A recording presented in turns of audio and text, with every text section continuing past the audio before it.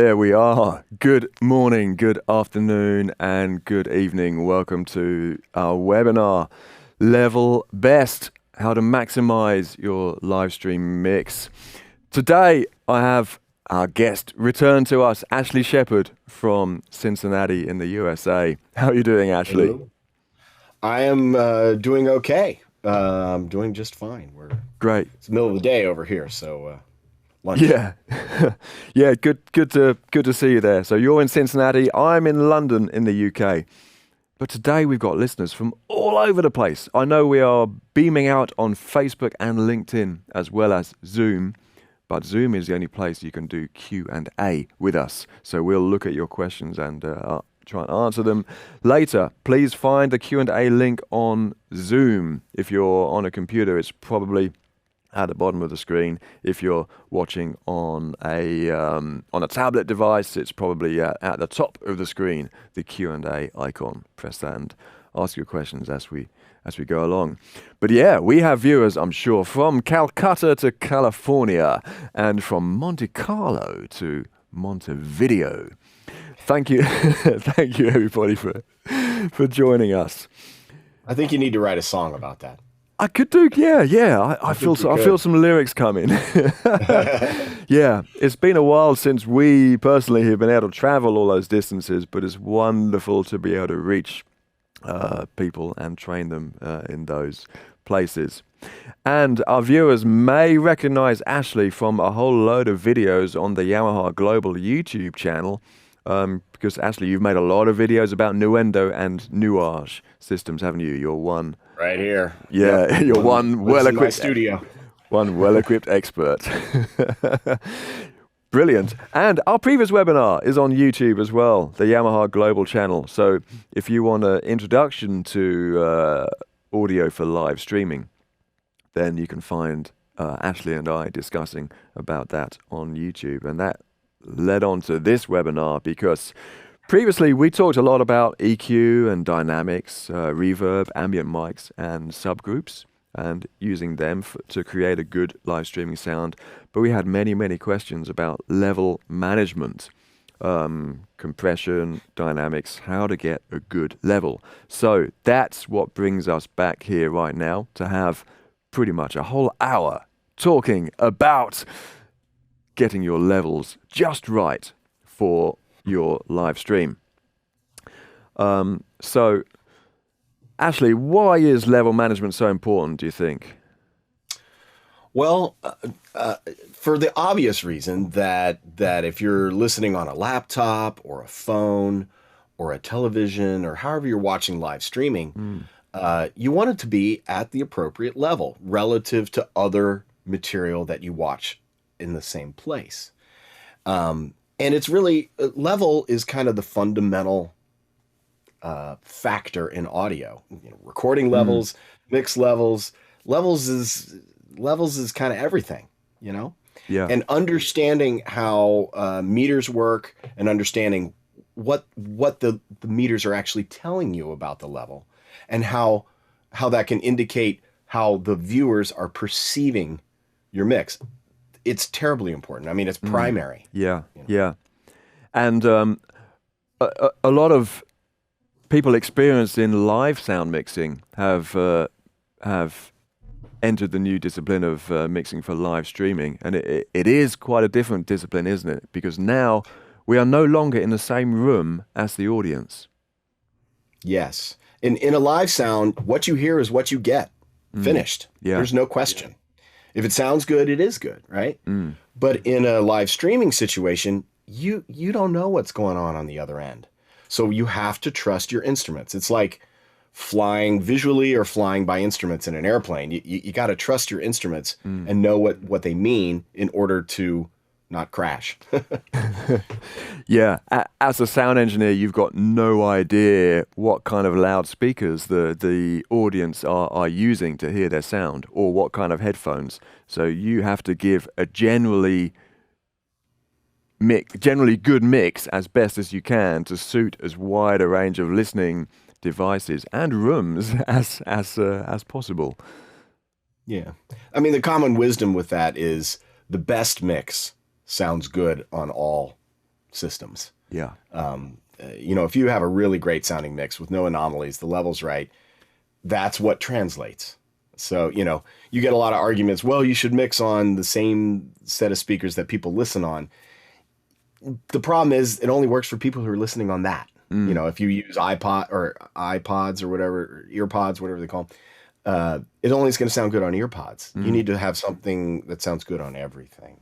So, that's kind of a little bit of a different discussion than what we're into today, but it certainly plays into the same idea. Yeah. Well, we need to understand what the challenges are before we can meet them, don't we? So yes, Absolutely. One of the challenges, we don't know what environment the listener is in.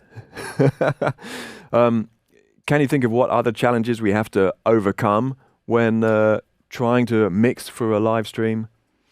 Well, you have the streaming service, whether it be Facebook, YouTube, those are the big ones, right? But you also got Twitch and maybe even, what's the other gaming chat that everybody uses? Oh, I'm spacing on it right now. For some it's escaped my mind as well. But there's multiple platforms. We're streaming on LinkedIn today. We're streaming on Facebook. We're doing it to multiple platforms.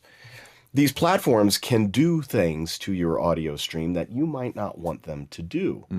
The one I think that we're going to be most focused on is how YouTube handles live streaming. And what they are going to do is they're trying to make sure that all the live streams, all the videos on YouTube sound about the same level. You don't want to play one video that's screaming loud and then the next video is so quiet you can't even hear it. It makes for an unpleasant viewing experience. We've all experienced this. In the old days, it was watching a movie on TV and then the commercial came on and blew your brains out. But now, everybody's on YouTube and switching between videos and they want that to be somewhat consistent. So the main issue with YouTube is that if you stream too loud to YouTube, when you play that stream back later, after the fact, they're going to knock that level back down to their adjusted volume point. Yeah. And that's what we want to focus on, or at least in part. Yeah, indeed. Yeah, if you are a live sound engineer, then you want to have full control of your PA system so you can understand what's going to come out of the speakers. But now for live streaming, we don't have full control of the audio processing that is between the engineer and the listener. So we have to learn and understand as much as we can, don't we? So absolutely. The first challenge is level matching, isn't it? Level matching between your known audio equipment, which might be a mixing desk like this marvelous Yamaha QL1 or like your Nuage system. But then you have to link to the streaming software or your Vision mixer device. So in our studio here, we are going through a TriCaster system. We can link with that via Dante. But we're also, to get to Facebook, we are going through a Blackmagic 8M Mini as well. We're going in through HDMI to that. So we have a couple of devices in our signal chain, and the information about those devices don't tell us what type of level meter we have on them. So we don't know if they are a peak level meter or an RMS level meter. So that can cause us a little challenge in the first place. Because how do we level match? If we use a sine wave, it could look different depending on the type of level meter we have, couldn't it? Absolutely. And you need to be calibrated across all those systems. Otherwise, you have no control. Then you really are out there in the Wild West and really have no idea what's really going on. So the typical way is to use a sine wave, 1 kilohertz at a predetermined level on your mixing equipment. Let's say the QL, if you're mixing on QL, or if I'm mixing in Nuage. And then we send that tone out to the various devices for streaming, and we need to use their meters and see that we get the same level. Yeah. But to Andy's point, these other devices, they don't necessarily tell you what kind of meter they're using. So, for example, with the sine wave, if it's an RMS meter, the actual level is going to be lower than if it's a peak meter. Exactly. Yeah, I've got a picture of that. Problem. If we show the little PowerPoint there, yeah, so you can see on this picture, this is a sine wave and being generated by Nuendo with a little tone generator, and we can see various level meters in the supervision plugin that is wonderful, isn't it, for showing levels in different ways. So it's a comprehensive plugin. Yeah, very So on the left there, we can see the dBFS, and you can see that the average is the more grey level. You can see the average is 3 dB lower than the peak. Then the green meters there, that is on the K scale, which we talked about in the last webinar. We may briefly remind people again, but again there you can see the peak to average. There's a 3 dB difference with a sine wave. So yeah, the K system shows both. Yeah, you see the peak meter and the average, so you can see how that's different. That's right. Sine wave. Yeah, where the color goes slightly more shaded. That's that's the average. On the right there, we see the LUFS information, which we'll talk about a bit later. That gets a little more complicated, but still incredibly useful for longer term averaging of sound. Yes, and it is becoming the standard that we're all using. Yeah. As you move into live streaming, you're moving into the broadcasting world. That's the new thing for live sound engineers. That's right. Now you're a broadcast engineer. Welcome to the broadcast world where everything's calibrated, and the LUFS meter is becoming the standard to set levels by industry wide. So yeah.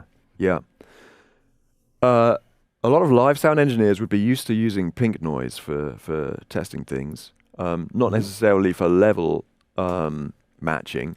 Because if you look at this slide now, this is what pink noise looks like on those level meters, and you see that the difference between the peak level and the average level is between 9 and 12 dB, depending on the I suppose the type of pink noise you're generating. Well, and pink noise is chaotic, so the level moves. It's not a consistent thing. That's right. It is not useful for setting levels. Yeah. It's useful for calibrating the response of a PA system or speaker system, but it's essentially useless for calibrating levels between various pieces of equipment. Yeah, and we see, even though the peak is maybe the same as with the sine wave there, the peak is at the same point, the average is way lower. So I therefore thought, what is the best type of signal to use in your level matching? And I thought about the square wave, because the square wave has the same peak and average. The average level is the same as the peak, because that's the way the wave looks like, square. So that might then have a use. We don't generate a square wave in the mixing consoles, but we can from Nuendo. So it could be a handy thing to help you determine whether the level meter on your video broadcasting equipment is showing you RMS or peak, or perhaps both if you're lucky. Yep. Yeah. It's a testing thing. It's an A/B. Nobody wants to hear a square wave while you're calibrating if you have to listen to it. No, it's not nice. But to figure out if the peak and average levels are the same to see what kind of meter it is, fantastic. Very useful. Yeah, indeed. So we did that, and we're both running the supervision plugin on our Nuendo software while we're broadcasting. So I have mine here on the screen in front of me. Just so you know, it's also you can also see a intelligibility meter as well. So if we're bouncing around in the green, then hopefully people can understand us and we're intelligible. How about that? Intelligent? Well, intelligible. Yeah, we'll see. Yeah, there's a difference. But yeah, it's good to be able to see that. So we mentioned the K scale, the K system. Let's have a quick reminder of that again. So yeah, this is a way of showing peak and average and the relationship between them, and it's a way to guide you while you're mixing, isn't it? It is, but it also has one very important difference from most of the other meter scales, Yeah. which is the 0 point on a K system meter can be in different places. Yeah. Typically with digital audio, the 0 point is at full scale, 0 dBFS, the top, the maximum that your equipment can generate. What Bob Katz said was, hey, let's put the 0 at our point where we want to perceive our average levels, so that we're not mixing for this impossible 0 point. Yeah, and that looks kind of more friendly for people used to working in analog audio as well, isn't it? Yes. It gives you a point to sort of gauge your relative dynamic range, your headroom, signal to noise, the overall dynamic range. And it's movable. So there's typically 3 K systems, the -20, the -14, and the -12. I mean, I think they might have done a -8, but that's pretty rarely used. Yeah. So the 0 point can either be at -20 dB full scale, -14 dB full scale, or -12 dB full scale. Yeah. So it's depending on which setting you choose. Yeah, and then if we move on to look at LUFS, LUFS, loudness units relative to full scale. This has become the de facto standard in European broadcasting. I guess it's also happening in the USA as well, and other parts of the world. Everything's streaming services now. So it's all Netflix, which of course is a British company. HBO, Hulu, YouTube. They're all using LUFS standards now. Yeah. And the interesting thing is that it will show you 3 meters at the same time. Or it'll show you at least 4 bits of information. So you get the true peak, which is shown relative to dBFS, isn't it? Relative to 0 dBFS. So the true peak, which is not necessarily the peak of the audio you're producing, but it's the peak of the audio that may happen after passing through a codec. So if you are going to broadcast and it's going to turn into an MP3, but you're producing the sound as 48 kilohertz 24-bit WAV, then the true peak level will let you know if you're going to clip when that conversion happens through the codec. So that can be useful to let you know when you're gonna overload.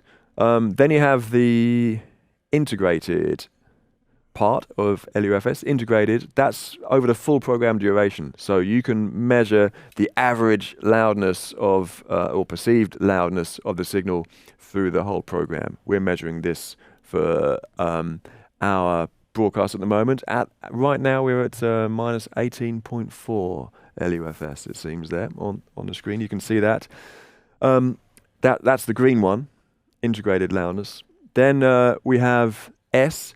S is short-term loudness, so that's the average over 3 seconds. So over the past 3 seconds. So if I go quiet for 3 seconds, then then you see that level go down. Yeah, you see that go down. I'm speaking again, and then the average is going to go back up. And then we've got the blue one, the M max, the momentary max. So the maximum level within, I think it's within 300 milliseconds. It is so. That's updating regularly and tells you where you're at that exact time. So you've got 3 different types of averaging going on there at once. That gives you a really good indication of how things are going. So that's what LUFS is all about. And we'll talk a fair bit more about LUFS as we go on, or LUFS. But the de facto broadcast standard now for beaming to everyone's televisions is an integrated loudness of minus 23 LUFS. So that means you can still have a peak at just below zero, or at 0 dBFS, but your average has to be down at minus 23 LUFS. So that ensures everyone gets a good dynamic range and a reasonable listening level, but all the programs that get broadcast to you are at a similar level, so you don't have to keep turning the volume up and down all the time.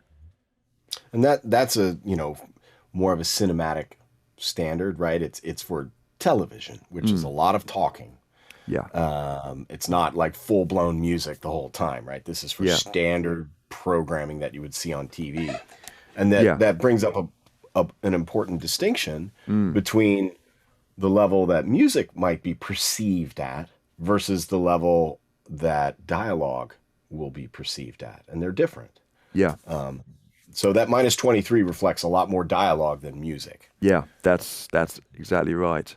And of course, Foley and sound effects and whatever you'd get in a drama or soap opera or documentary kind of thing. Yeah, indeed and exactly. So there are different references for gaming sound and for music and streaming services like YouTube and Spotify choose minus 14 LUFS, and gaming chooses minus 16. So they have less dynamic range then, but they're designed to be listened to, I suppose, in noisier environments. Maybe while you're commuting or while you're cooking at home. You got some noisy environments, and you need a good sound, but also a lot of popular music doesn't have such a wide dynamic range, so it's kind of a waste of dynamic range to have them down at minus 23 all the time. So having it at minus 14 generally seems to provide a better listening experience. Would that be right to say? Well, I think so. I think it also comes down to the equipment of playback. Streaming services, games, this sort of stuff is more on mobile devices, which tend to have much smaller speakers and lower power playback systems. Watching at home on your TV, well, you have the TV itself. A lot of people have home stereo setups to watch their movies at home and that sort of thing, or television. But the smaller systems, like an iPhone, we got to be compatible with the iPhone at the same time for a gaming system, or a mobile phone, whatever type, or a tablet device or something, or even laptops. Laptops have small speakers that are relatively low power, so having this huge dynamic range, this cinematic dynamic range on a laptop, it's not going to translate very well perceptually to your ears. So that gives a good reason to come up at 10 dB. It's quite a big jump to come up an average level to minus 14 or, 9 dB. Still, it's a lot. But that helps those systems sort of optimize what they're capable of doing. Maybe it's a good way of explaining it. Yeah, absolutely. And the good old Audio Engineering Society has come up with some recommendations as well for this, and they would recommend, depending on whether the streaming service averages the sound of music track by track or album by album, they suggest if a track gets averaged across the whole album, then the whole album should have an average of minus 16 LUFS to allow some tracks to sound a bit louder than some others. So an individual music track could be brought up to minus 14 LUFS maximum, but across the whole album, you should have a bit more variation. And they suggest speech to be minus 18 LUFS for the best listening experience, or for the best compromise, let's say. Speech is very dynamic, isn't it? There's pauses between sentences and words. Well, that's the big thing, right? It makes sense, because if this metering system is averaging over time, and you have these pauses in between words, like I'm doing right now, that's when the level goes down to 0, which is going to pull that average down. Even though to you, listeners out there, you're going to perceive my voice at this acceptable level, But the meter, because there's lots of pauses in between things, is going to be lower. Yeah. Hence the reason minus 18 is a better place for dialogue. If you had the dialogue cranked up to minus 14, it's just going to be kind of in your face relative to other things. When you play music, the sound is relatively constant without many breaks, generally speaking. So that average level comes up a little bit because it's playing all the time. And that's really the biggest difference. Yeah, that's cool. I have prepared a little audio example of this that we'll play to everyone in just a moment. Yeah, if we have a look at this slide I prepared, because this shows you the waveforms of what we're about to hear. So the top waveform there, I normalized everything so the speech has a maximum, has a peak at minus 8 dBFS, and also the music has a peak at minus 8 dBFS. As a result, the speech has an average level of minus 23, while the music has an average of minus 14. So that's the top one. Then we're going to play the same bit again, where both speech and music is averaged at minus 14 LUFS. And then you'll see that the speech has much higher peaks, yet because of the gaps of silence, the average is the same as the music. So when we listen to them, the first time you might think, well, the voice is a bit too quiet compared to the music. Perhaps the second time you might think the music is a little quiet compared to the speech. So we'll play this, but firstly, let me remind everyone that we've got a Q&A here. If you've got any questions for Ashley and I, please type them into the Q&A of Zoom, and we'll have a look at them a bit later, and we'll answer as many as we can before the hour is finished. Anyway, let's have a listen to both of these clips, and then we'll discuss what we've heard afterwards. Do a 3-finger drag below 0 dB to adjust all cuts. To expand all bands together, there are 2 methods. Do a 4-finger drag either above or below the 0 line, or do a 3-finger pinch. You can literally shape the sound with your bare hands.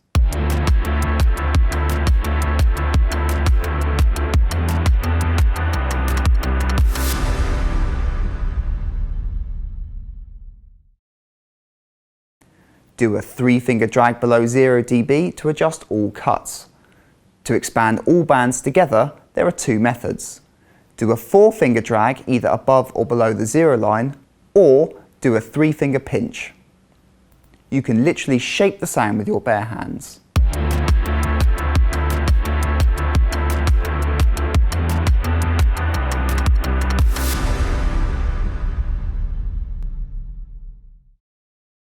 Okay, so that's a good example of linking audio with, or no, it's all audio, linking speech with music. So it's interesting that the AES, Audio Engineering Society, recommends that you average your speech at about minus 18 and your music at about minus 14 or minus 16. So there's that couple of dB difference in the average level, because as Ashley said, because of all those little silences in between the sound, you're going to perceive speech, which is averaging minus 18, to be a similar level to music, which is averaging minus 14. Mm-hmm. Is that right? It's a difference between human perception and machine measuring. Absolutely, yeah. And just simply, it's mathematical, right? It's dividing over time, and if there's not as many occurrences of level, the average will come down. If there's more zeros in the box than there are tens, the average gets pulled down. It's math. Yeah. Maths, as you would say. Maths with an S, yeah. Absolutely. Well, there are multiple calculations to make, so it has to have an S at the end. Yes, of course. Right. We can take the discussion 2 ways, and we shall do, but one way at a time. Firstly, we'll deal with what happens if you make something too loud, and then we'll talk about how to make sure we don't make something too quiet. So I know, actually, you've had some recent experience with live streaming orchestral music. which of course has a huge dynamic range and can be very quiet for some time. So that creates a challenge. So shall we come back to that in a couple of minutes? But first talk about when we go too loud, perhaps with certain kinds of pop music, you may be tempted to make it as loud as possible. So in the last webinar, we used a little music clip, which I've resurrected for this one as well, because there's no copyright issues. No, and it's a good bit of music by a good young band in the UK. And I made a mix of that, which I made a mix without using averaging level meters. So I just did it to please my own ears, and then I put it through LUFS measurement, and it came out and it told me it was -16 LUFS. And if you look at the slide, we'll be able to see the waveform of that. So that's what it looked like. It was peaking at just below 0 dBFS, but the average was -16. So then I thought, well, what if I push it further? What will happen? So look at this slide, and I did 3 new versions of it, pushing the loudness kind of further and further. So we've got -14 dB LUFS, which still has a good dynamic range. Then we've got -10. And then I pushed it as far as I could using the tools I had available, and I could squeeze it to -6 LUFS. So that means you've got that means you have a dynamic range, from peak to average of just 6 dB. So let's play the example so everyone can hear the difference between this. And I think we're going to play it out at that full scale level. So it is going to get louder and louder as we come through. So I hope we're not going to break the internet with this. And take care of your ears, everybody. It shouldn't be too loud. But if you are listening loudly, then just take care of the listening levels as we play this clip to you. And it'll be 30 seconds at each. Well, the video will show you what you're listening to. You'll be able to see the waveforms as it plays. Come and join the groove. Yeah, we are on the move. Yeah, come and join the groove. Yeah, we are on the move. Now, we're on the move now.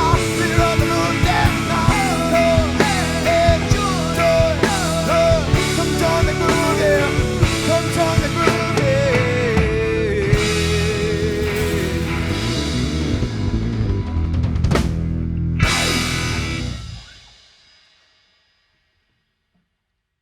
Come and join the groove.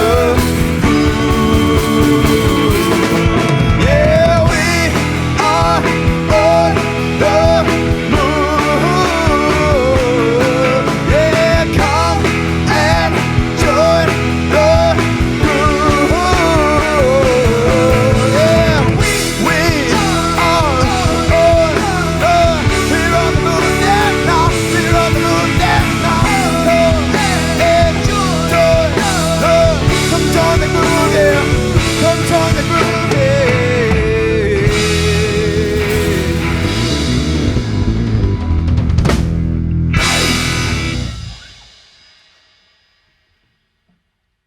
Come and join the groove. Yeah, we are on the move. Yeah, come and join the groove. Yeah, we are on the move now. We're on the move now. Come join the groove, yeah. Come join the groove, yeah.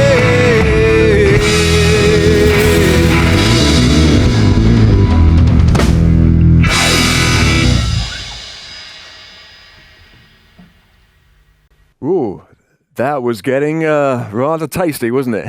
A little crunchy. That was there at pushing the it. end. Now, in our in our test broadcasts before this, it all works out that we could broadcast at that sort of full scale without it being compressed by Facebook and Zoom. So I hope everyone's listeners' experience reflected that. I hope you could hear it without it being distorted. Looking back at our average of this program now, LUFS, due to playing that loudly, we have risen up to minus 15.7 LUFS. So, ouchie. So we've gone a bit louder because of that. You can see what a minute or so of loud music can do to your LUFS as you go along. Yep. So anyway, if we were to publish those as separate videos on YouTube, for example, where the maximum that YouTube allows to play out is minus 14 dB LUFS, you will find that when you play it out, it's different than when you play it back later, you'll find it's different than when it played out live.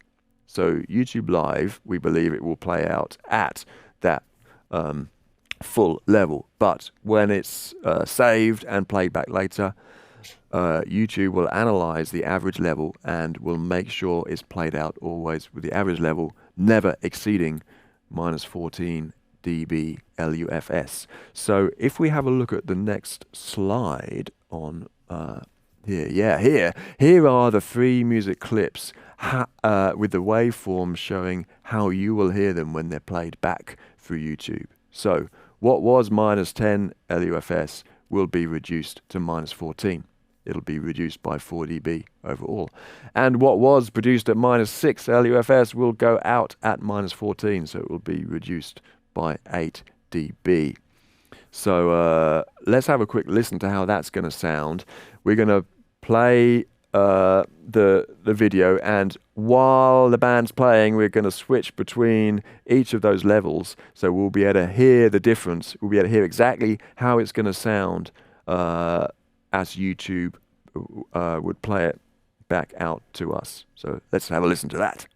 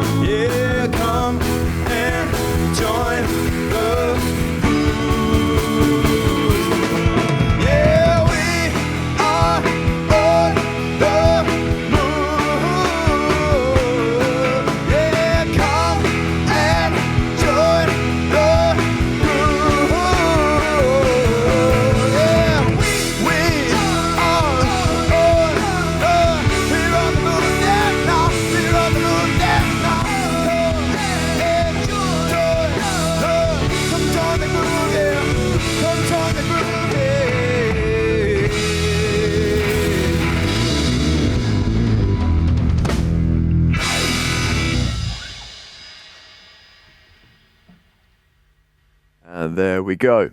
So thank you to the band Fresco for that. That's how it sounds. So you are, by trying to make things louder, you are just killing dynamic range, making things sound worse for no benefit. Now, it's just making the music sound worse, and you're not getting any benefit from it. Now, maybe it goes out live that way that day whenever you stream it, but you don't really gain any advantage from pushing that level so hard. And at the end, you lose because it sounds worse when you're crushing it so hard. And then they just play it back lower. So lose. Yeah. Both ways. Yeah, indeed. So we've got a question. How do you know, or how can you know when YouTube is punishing your levels? When you've got it too loud. How can you know? Well, YouTube has a hidden facility. If you right click on a video, then you get a menu where you can like copy the URL or do various things. But there's a thing at the bottom of that list. So right click and find Stats for Nerds. That's actually what it's called on YouTube. Stats for Nerds. I think that's wonderful. And if you press that, then look at the next slide, and it will show you. You will see a little frame like this. So for each of those clips we just heard, you get the volume and normalized information. So for the top one, which we set to -14 originally, that's going to play out at 100% of the volume level.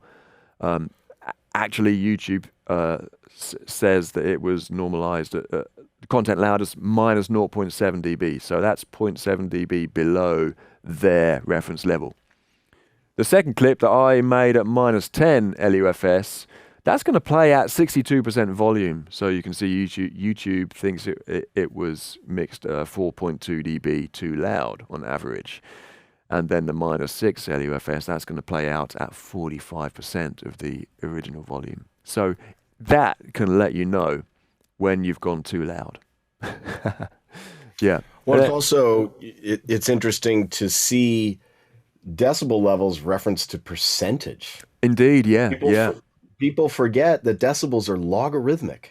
That's right. And when you're talking logarithmic scale, if you go down 3 dB, it's like, it's a lot. That's 50%, pretty much. That's 50%. Yeah. So it's not small potatoes here. 3 dB sounds like a little bit when you say, oh, it's down 3 dB. But when you say it's half as loud, well, that does not sound good.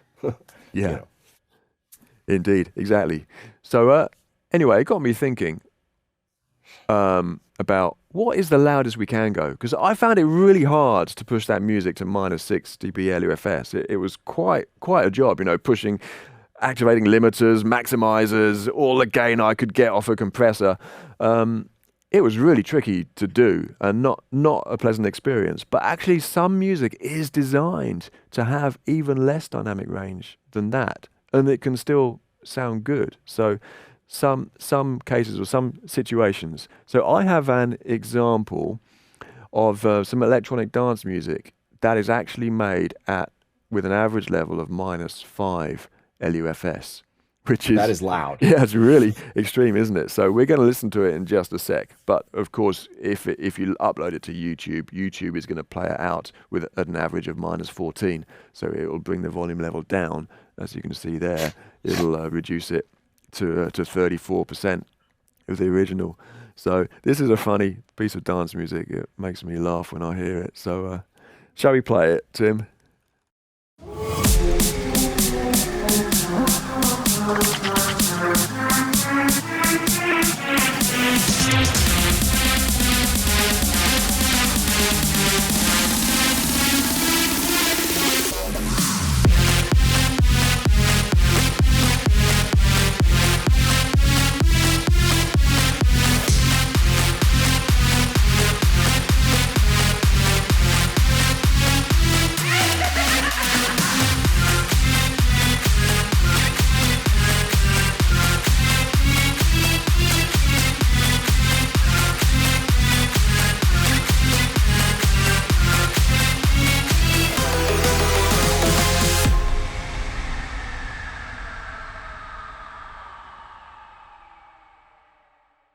It's funny because the LUFS meter didn't even move. I know. The peak meters barely move. That's an incredibly smashed kind of thing. But that's part of the style. Using the compressors on the mix bus to get the pumping sensation. They're already cranking up the RMS levels. And everything's electronic, so it's so controllable. It's easier to sort of squish all that stuff into the very top end of the dynamic range. Yeah. But the LUFS meters, they were just bricked wall. They don't even move. Yeah, it's quite a work of art to create that style of music. I think we still must give the music producers some credit for doing that. Hey, it sounds good. I mean, there's nothing wrong with it, right? Yeah, if it sounds absolutely. good, it is good. Whatever they do to it. Yeah. So let's come on to your experience now, Ashley, your recent experience with particularly with mixing for orchestra and live streaming or live streaming with wide dynamic range or with music that is quiet for a while. How do we try and get the levels up towards -14. I mean, we shouldn't make everything always -14. There's nothing wrong with making something mostly a little quieter, I think, but we shouldn't be way quieter. Sure. Well, part of the experience with classical music, since it is so dynamic, is knowing the score. Yeah. Knowing that the orchestra is going to be bombastic at the end and very quiet at the beginning, so you don't paint yourself into a corner. We're seeing orchestras worldwide turn to live streaming during COVID, as everybody else has, and they want to preserve as much of their dynamic range as possible, but yet we do have to bear in mind the medium upon which they're being viewed. So to a certain extent, there might be some manual writing of the levels in quiet sections to keep things featured in a way that's going to be easily perceived on the tail end, and that helps bring up the average level a little bit. There might be some dynamic processing going on here and there, but don't tell anybody, but we got to do what we got to do in order to translate the works as best as possible. And this is where audio engineering, the hard science of it, merges into the art of it. How do you do that creatively and maintaining the artistic integrity of the music going forward? So again, understanding the music you're working with by reading the score and knowing what's going on, or just being familiar with the music by ear and knowing that you're going to get loud. So you don't, if the orchestra's quiet at the beginning of the piece, you don't crank everything up to get this -14. Yeah. And then all of a sudden at the end, the timpani and the bass drum and everybody's banging away and the brass is kicking it, and all of a sudden you're just blown way over the top, where a move there might sound horribly obvious. If you pull everything down because you're clipping or peaking or whatever, nobody's going to like that either. Yeah. So it's a balancing act.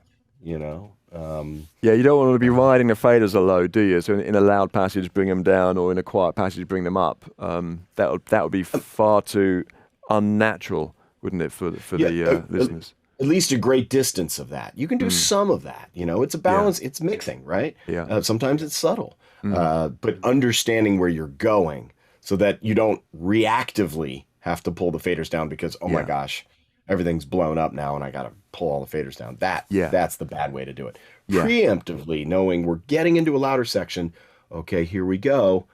Maybe pulling some of the faders down, that sort of stuff. Yeah. If there's a quiet flute solo just before a really loud trumpet fanfare, then you can prepare the trumpet mics for that, in advance, can't you? If you can see on the score what's happening next. Yeah, and doing so in a musical way, I think, is part of it. Now, we can also use some processing to help with that. With classical music, let's see here. With classical music, a lot of what will help bring up the average level is the lower level dynamics, like we're talking about. Bringing softer passages up rather than loud passages down is probably the better methodology to increase your average level. One of the tools that you can use for this is a maximizer, which is kind of an upwards compressor with a little limiting built in, something like that can help adjust the average level of things.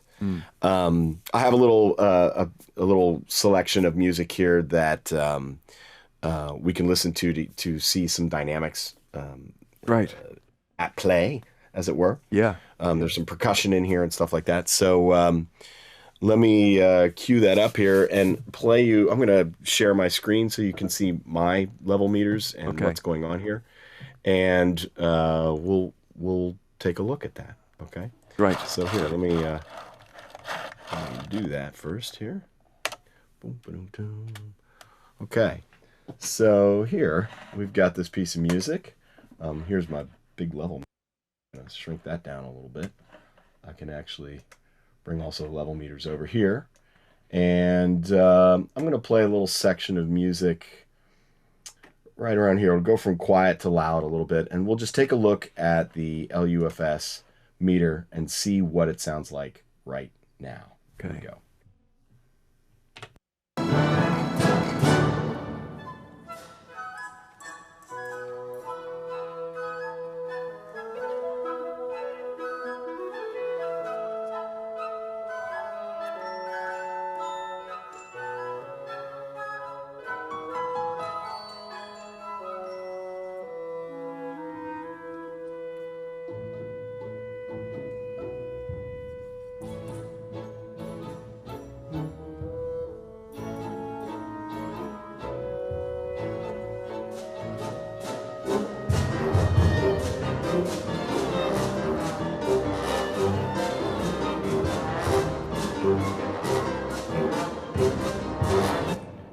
Okay, so you can see how that could be quite a great deal of dynamic range difference between one section to the other. So how might we bring some of that low-level stuff up without disturbing the higher level percussion and more aggressive stuff in the piece? Yeah. So, so we can see there you've got a integrated average of it was saying about -22, yet the momentary max was around -12. So you had at least a 10 dB difference there between momentary maximum and integrated average. Absolutely. And you know what? Something here. Of course, when I started speaking there, or maybe you were playing something else, it ruined ruined the average. Let's take a look at this again, because I've had this. I set this up for demonstration, but I have a maximizer turned on here. Okay. Let's listen to some of that passage again without this maximizer turned on. You're going to see a greater dynamic range. Okay. I sort of did it backwards here. Sorry, this is my mistake. Let me play back the section with this maximizer turned off.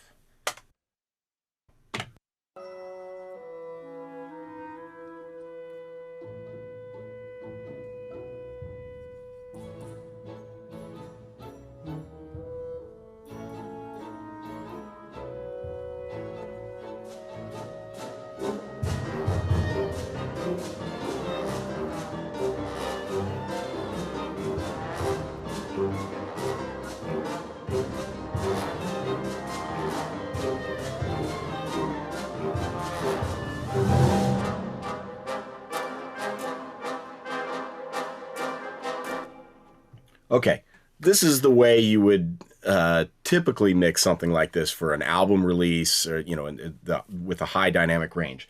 My integrated is -24 for that span of time. That's a lot of dynamic range. So by using the maximizer, I'm sort of bringing up those lower level dynamics without doing too much damage to the upper level transients, and bringing up my integrated to -14, -16, much closer to where the streaming standards are, and that's going to translate a lot better on YouTube. So I'll play a little bit, just one more time, with the maximizer engaged, so we can see that difference. And I'm only using a little bit here, 25%, although it really does have a big effect on the LUFS integrated volume of the whole thing. Here we go. Set that, and here we go.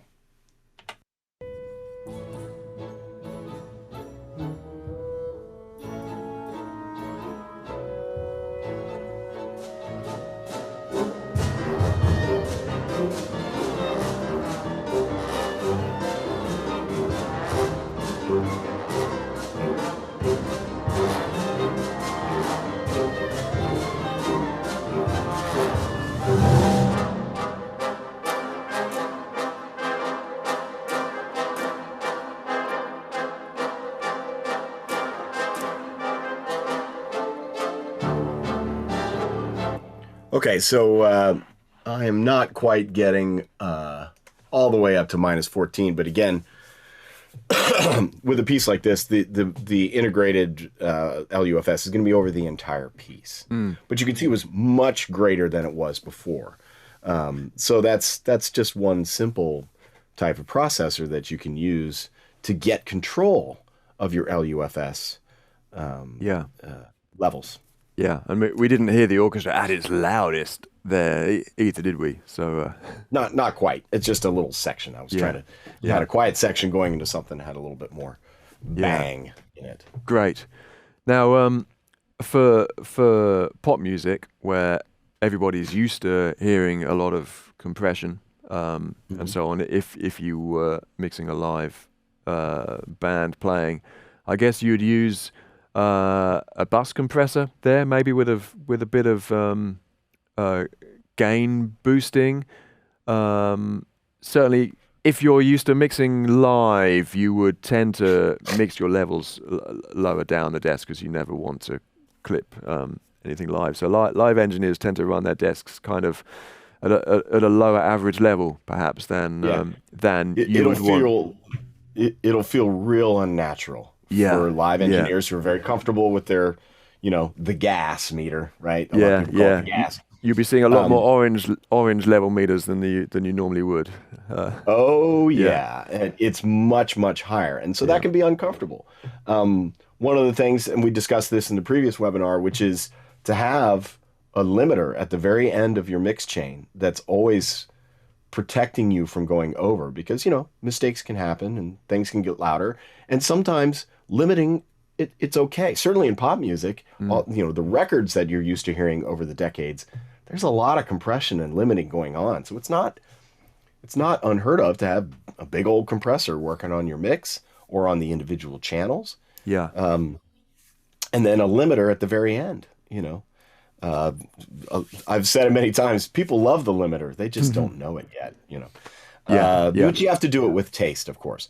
So having a limiter at the very end and a compressor that's sort of helping you bring up the lower level dynamics, because as you compress a signal down and bring up the makeup gain, you're essentially bringing up the lower level sounds by clipping off or compressing down the louder songs or the louder sounds. Yeah. So like doing a little bit of compression and then putting a limiter at the very end to protect from that zero peaking point, you can collectively bring up your RMS levels and get control of it to achieve this minus 14 on UFS. Yeah, you're making the quieter things a bit louder, and you're making the loudest things a bit quieter. And I'll say this one more time. Pop music, it's all about drums. Drums are the thing that provide the most peak level in a mix, period, full stop. Yeah. So what you might be able to do to achieve some of this without compressing the entire thing, bust your drums together and put a limiter on the drums. Clip off some of that drums before they get to the mix bus. Doing it in stages can help you step your way carefully to this minus 14 mix point and still sound good without, beating up everything. When you beat up the drums a little bit to get them to fit, then the other elements can come in without necessarily as much processing. Right. I've just noticed we're running short of time now. Oh dear. There's a few questions come in which I really want to get to quickly, but just one last thing maybe I want to discuss with relation to the compression is the attack time. So if we look at a multi-band compressor, perhaps like the one I've got here, a typical one you might use on a master bus or something to smooth your sound, you will notice that there's a different attack time for each band. So typically you'd have a slower attack time on the lower frequencies and a faster one on the highs. Now that's perhaps particularly related to drums. So 20 milliseconds is typical to use on a bass guitar or a kick drum. Around 5 to 10 milliseconds on a snare drum or toms or something to get that attack kind of sound. So you do that to generate the type of characterful drum sound you want, but then your limiter would always be kind of acting as fast as possible, wouldn't it? So you don't want to limit your drums too much, otherwise you'll negate the effect of having that extra attack that the compressor gives. Well, it's a trade-off, right? Yeah. You're always, you use a little slower attack on the compressor of the snare drum to let that little bite come through. But then you have to control how loud that bite is, how much of that transient comes up. And if you put a peak stop limiter there, and you have control now, you can set the distance between where, the peak that's coming through because of the slow attack time on the snare drum itself. Now the drum bus has this limiter that stops that peak at a certain level. And the distance between the two, how loud your mix is going into that limiter, is how much bite you're going to get in the final mix. And this is where the rubber hits the road. That's why gain staging, where your processing is located, and how you measure the difference and how you work that multi-stage the stair-stepping ladder of compression up to the final mix bus. Yeah. That's how you make it sound good, is understanding those levels and the gain staging between them.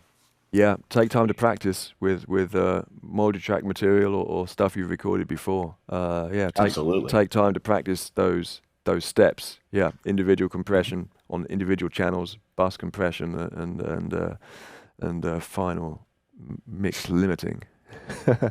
Yeah, good. Right, we got a few questions coming, Ashley, and it's good to see. Thank you, everybody who's contributed the questions. And while I'm saying thanks, I should say thanks to my colleagues, Mark and Tim in the background as well, and Ascot, who's helping to produce and monitor the webinar as well. So, firstly, there's a kind of obvious question. Why isn't there an LUFS meter inside the Yamaha consoles yet? Well, that's a very interesting question. It takes a certain amount of processing, and because you've got to average levels over a long time, so you need a special sort of processor in there, which perhaps the mixers aren't equipped with, or maybe they are, but the processors are being used for all the audio functions, and perhaps there's not enough of that sort of time processing left for the meters. I'm not sure. Perhaps it will be possible in the future. It would certainly be a wonderful addition to the mixers. But like you've seen, we have them on software like Nuendo and Cubase, which is great to see. And that kind of visual indication, perhaps you want showing all the time. So if it was on the mixer screen, it would be hiding most of the time, and because you'd be wanting to look at all your mixing functions. So you actually want that on a separate screen, I would imagine. Mm-hmm. You can get special meter hardware, can't you? I think from a few companies. Certainly. RTW, I think, is one. Maybe TC Electronic. I remember making a video about one, how to, or a document at least, how to use it with a QL mixer, because you can get monitor outputs to your level meter device. Well, it seems that the laptop software solution is the most cost effective, I would say, in the long run, because those meters can be very expensive if they're properly done. Yeah, a hardware meter. It's like you already got the screen. That's right. Yeah. Well, but it might work for certain folks. Yeah, and if your mixer has a Dante output, then it's easy to do the link there from the Dante out into the computer, which is exactly what's happening for both of us. Yes, I believe. Yeah. All right. Another question, which perhaps I'm not understanding too well, is for speech on Zoom or Teams, is the 5 LU range good for you? Well, I would say for speech, absolutely not. Yeah, that would be crushed. Yeah, my experience with speech is anything louder than -18 LUFS is going to start sounding unnaturally compressed. In my experience. So yeah, -18 is kind of the loudest you can make speech with it still sounding natural. With my voice anyway, with my messing about with mixing my voice, which I do a lot for all the videos we've been making. It sounds like if they're questioning a 5 LU range, that sounds like you might want to make sure you're calibrated between the system you're sending the dialogue to and the Zoom system. It might be a calibration issue, right? As we discussed at the beginning of the seminar. Or maybe they're talking about the range that you see on the meter here, the range of whether your average can be plus or minus 2.5 compared to your target there. And in that case, I'm not too sure. I think still seems small. Yeah. Okay, another good question for you, Ashley, is how do you incorporate Nuendo into the live stream? Well, I am happy to answer that question for you, Andy. And Ryan, or no, let's see, Adrian. Yes. So for me, right now, I'm using Nuendo to feed the audio into Zoom, which is how I'm connecting with Andy. And the way I do that is with Control Room. So many people don't realize how powerful control room is. So the send to zoom is one of the Q sends in control room, and I have my talkback mic where I can turn it on or turn it off. You know, I have control whether my dialogue is going to the queue, and then my mix bus, which is the Nuendo project here, is also going out that queue. So it makes it very easy for me to use my normal talkback mic here, send it out via queue, and have Nuendo running. And also I have some processing on my dialogue mic, a little noise reduction and stuff, and I can put those plugins in control room. So if you haven't explored control room in Nuendo or Cubase Pro, do so, because it's a super, super powerful feature that allows you to do stuff like this. Fabulous. Another question I see here from Sartaj. How to set up makeup gain on a compressor. Do you want to deal with that one, or shall I talk through that one? Well, it's a gain is always relative. So there's no preset way to say how much makeup gain you need. But if your levels coming into the compressor are within a nominal range, normal range, and you see the compressor is consistently compressing, let's say, 4 dB worth of compression, very often 4 dB, maybe a little bit less, maybe a little bit more, but most of the time 4 dB. Then to start with, I would use 4 dB of makeup gain to make up the difference between how much the compressor is reducing to bring those levels back up into the nominal range. So that's your rule of thumb for setting makeup gain. And that's what brings those lower level signals higher in the mix to help your average level over time. So hopefully that answers your question. But really, at the end of the day, you got to set it using meters. You know, if you bring up the makeup gain and you're peaking, it's too loud, well, you got to turn it back down a little bit. So but usually it's related to how much gain reduction is being applied to that signal. Yeah. Having said that, I have used it to boost the overall level to get it closer to the target of -18 LUFS. Perhaps it's a lazy way of doing it. I don't know. But well, no, it's a gain stage, so there's no reason why you couldn't do that. Yeah, it's very convenient. So obviously, if you can see the screen here, you can see input level and output level, and you can use the gain, the makeup gain, to match it, so your output level matches the input level. But you can take it further and increase the gain more if you need to boost your signal level and your fader's already at maximum or something, or if you want to avoid pushing your fader above the 0 dB points, then you can use the makeup gain to add some extra level.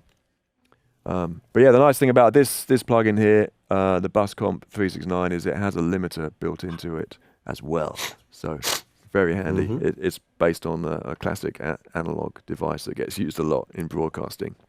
So gives you a good sound too. We are really running over time here, aren't we? Actually, it's got to be like your lunchtime. My dinner time soon. Let's take one. We just like talking about audio too much. We do.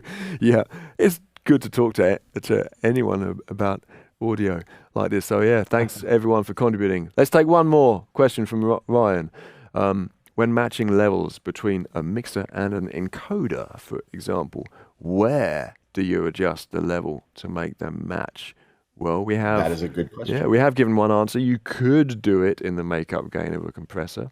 You could do it on the master output fader as well, couldn't you? Where would you tend to go, Ashley?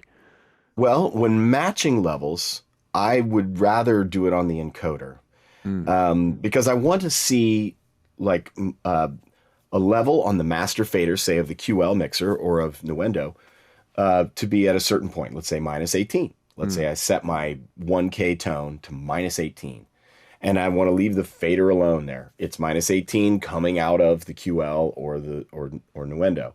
Then over on the encoder, I want to use the input settings of the encoder to make it -18, to make them the same. If I'm having to turn up the QL to get the minus 18 on the encoder, there's a big chance that I'll be clipping the QL as I'm using that 18 dB of dynamic range on the encoder. So I think it's preferential, assuming you can adjust the levels on the encoder, to do it at the encoder stage. Get the levels right on your mixer device, whatever it may be, and then adjust the input levels on the encoder to achieve the same nominal level between the two, level matching. Yeah, brilliant. Yeah, I would concur with that, that you should adjust it either on the final level adjustment of your outgoing mixer or the first input level adjustment of your encoder or streaming or broadcasting device. The good thing about having a digital interface between them, like if you're using Dante like we are, Dante never changes the signal level, or most digital audio transport never changes the signal level. So if you change the level at the final point of your mixer, it's going to be that level when it arrives at the input of the next device. Lovely stuff. Ashley, it's been wonderful chatting to you for this hour. Yeah, I wish we could go on longer, but there are. I'm sure everyone listening has other things to to get onto as well. So let me just run through a couple of things. If you want more from Ashley and I, you can find some documents that Ashley has written on Yamaha's website about live streaming. So there's a few documents there to help dealing with some of the topics we've discussed today.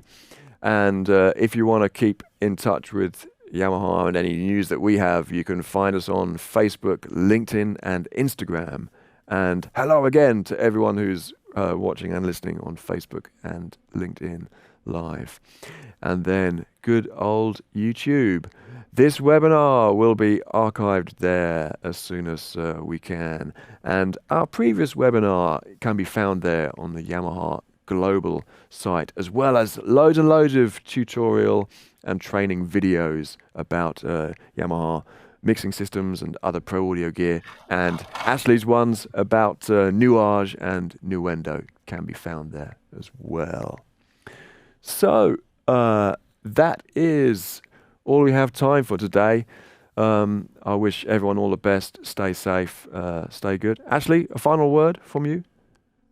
Well, it's always a pleasure to talk with you, Andy, and thank you for having me on to talk with everybody out there in the world. And hopefully it's been helpful for you this time. And happy to talk about it. Great pleasure, and let's hope we can get together again sometime soon and bring some more useful information to help the world to sound better.